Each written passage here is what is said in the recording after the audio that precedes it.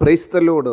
വേഗം വരുന്നവനായ യേശുക്രിസ്തുവിൻ്റെ നാമത്തിൽ എൻ്റെ സ്നേഹവന്ദനങ്ങളെ ഞാൻ അറിയിക്കുന്നു. ഗലാത്യ ലേഖനം 4-ാം അധ്യായം 18-ാം വാക്യം, ഞാൻ നിങ്ങളോട് കൂടെ ഇരിക്കുമ്പോൾ മാത്രമല്ല എല്ലായ്പ്പോഴും നല്ല കാര്യത്തിൽ എരിവ് കാണിക്കുന്നത് നന്ന്. ഹല്ലേലൂയ. അപ്പോസ്തലനായ പൗലോസ് ഗലാത്യർക്ക് ലേഖനം എഴുതുമ്പോൾ നന്മ ചെയ്യുന്നതിനെക്കുറിച്ച് തൻ്റെ ജനത്തെ പഠിപ്പിക്കുക.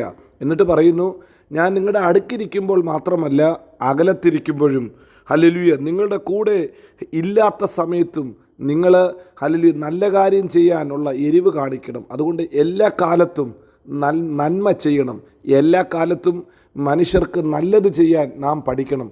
പ്രിയരെ, കർത്താവായ യേശുക്രിസ്തു പരിശുദ്ധാത്മാവിനാൽ അഭിഷേകം ചെയ്തപ്പോൾ അവൻ നന്മ ചെയ്ത് ചുറ്റി സഞ്ചരിച്ചു എന്ന് വേദപുസ്തകം പറയുന്നു. യേശു കർത്താവ് നന്മയല്ലാതെ മറ്റൊന്നും ചെയ്യുന്നവനല്ല. അവൻ നന്മയുടെ ഉറവിടമത്രേ. പ്രിയരെ, നമ്മയും ഉണ്ടാക്കിയതിൻ്റെ പുറകിൽ ദൈവത്തിന് ഒരു പദ്ധതിയുണ്ട്. എഫേസ്യ ലേഖനം 2-ാം അധ്യായം 10-ാം വാക്യത്തിൽ നാം ഇങ്ങനെ വായിക്കുന്നു, സൽപ്രവൃത്തികൾക്കായിട്ട് അവൻ നമ്മെ സൃഷ്ടിച്ചു. പ്രിയരെ, നമ്മെ സൃഷ്ടിച്ചതിൻ്റെ പുറകിൽ ദൈവത്തിൻ്റെ ഏറ്റവും വലിയൊരു ഉദ്ദേശം നമ്മിലൂടെ നല്ല പ്രവൃത്തികൾ പുറത്തു വരിക എന്നതത്രേ. നമ്മിലൂടെ നന്മ പ്രവൃത്തികൾ പുറത്തു വരണം. നിങ്ങളുടെ നല്ല പ്രവൃത്തികളെ കണ്ട് സ്വർഗസ്ഥനായ പിതാവിനെ ലോകം മഹത്വപ്പെടുത്തണം. നമ്മുടെ നല്ല പ്രവൃത്തികളെ കാണുമ്പോൾ നമ്മുടെ കൂടെയുള്ളവർ, നമ്മുടെ കുടുംബത്തിലുള്ളവർ, നമ്മുടെ കൂട്ടുകാർ, നമ്മുടെ കൂട്ടുജോലിക്കാർ ഇവരൊക്കെ കണ്ടിട്ട് പറയണം, ഇതൊരു ദൈവ പൈതലെന്ന്. ഒരു ദൈവ പൈതലിന് യോഗ്യമായ നല്ല പ്രവൃത്തികളെ നമ്മിലൂടെ പുറപ്പെടുവാൻ ഈ ദിവസങ്ങളിൽ കർത്താവ് നമ്മെ ബലപ്പെടുത്തട്ടെ. അതുകൊണ്ട് എല്ലായ്പ്പോഴും നന്മ ചെയ്യണം. ഒരാൾ നമുക്ക് നന്മ ചെയ്യുമ്പോൾ തിരിച്ചു ചെയ്യുക മാത്രമല്ല, നമ്മുടെ ജീവിതത്തിൻ്റെ ഏത് കാലഘട്ടത്തിലും, ഏത് പ്രതിസന്ധിയിലും, ഏത് നല്ല കാലത്തും, ഏത് പ്രതികൂലത്തിൻ്റെ നടുവിലും ദൈവത്തിൻ്റെ നാമമഹത്വത്തിനായിട്ട് നന്മ ചെയ്യാൻ കർത്താവ് നമ്മെ ബലപ്പെടുത്തട്ടെ. പ്രിയരെ, നമ്മുടെ കയ്യിൽ നിന്ന് നന്മയല്ലാതെ മറ്റൊന്നും വരാതെ നമുക്ക് സൂക്ഷിക്കാം. നന്മ ചെയ്യുന്നവരായി ജീവിക്കാൻ നമുക്ക് ശ്രമിക്കാം.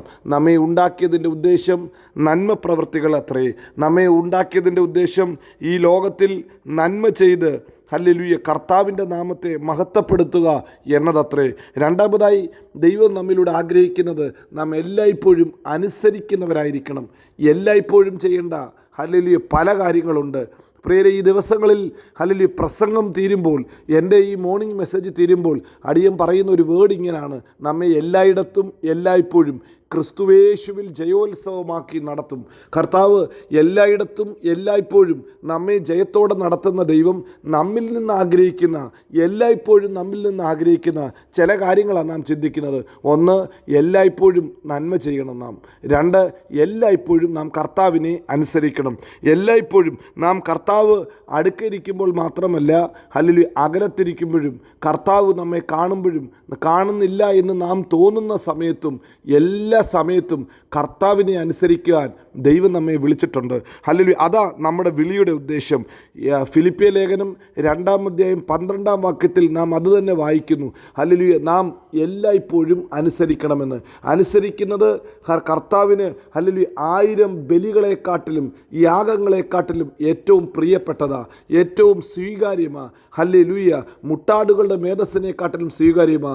1 ശമൂവേൽ 15-ാം അധ്യായം 22-23 വാക്യങ്ങളൊക്കെ വായിക്കുമ്പോൾ നമുക്ക് ഈ ഒരു ദൂത് കർത്താവ് പറഞ്ഞു തരുന്നു. അനുസരണം ബലിയെക്കാട്ടിലും മുട്ടാടിൻ്റെ മേധസ്സിനെക്കാട്ടിലും വലുതാ.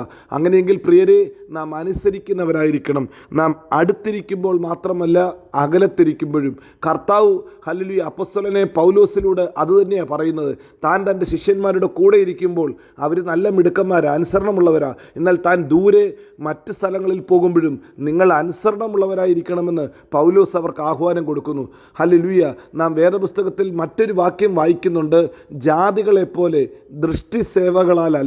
ദൃഷ്ടിസേവകളാലല്ല നാം കർത്താവിനെ സേവിക്കേണ്ടത്. ഹല്ലേലൂയ, നാം ഹൃദയം കൊണ്ട് സേവിക്കണം. പ്രിയരെ, അനുസരണവും ദൃഷ്ടിസേവയായി മാറരുത്.